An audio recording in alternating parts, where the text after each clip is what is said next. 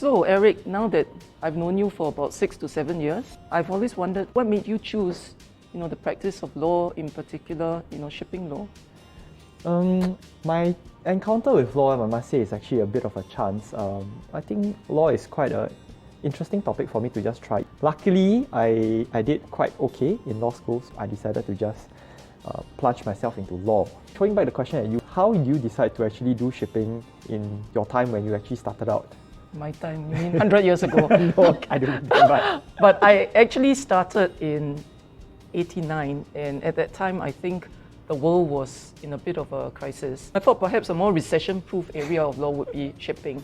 And when I actually say shipping, I don't mean just anything to do with ships, but basically the transportation of goods from one end of the world to the other. You think work has changed throughout your many years of practice? It has definitely changed. I started practice in Singapore in the early 1990s. The growth was not as great as what you see today.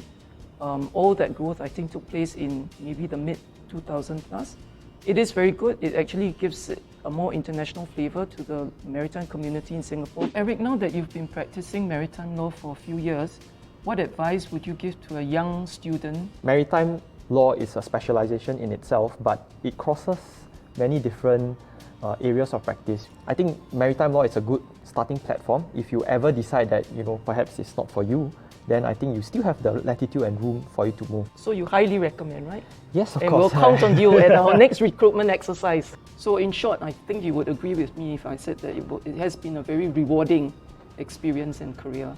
Yes, to the younger ones out there, I think maritime law will also give you the opportunity to interact with many people around the world. Every trade that we have, it's almost international, and I think in every case that I've dealt with, there's always an international party, and you really get to meet with people who are from very different countries with very different backgrounds, and I think you learn a lot more about the world that way.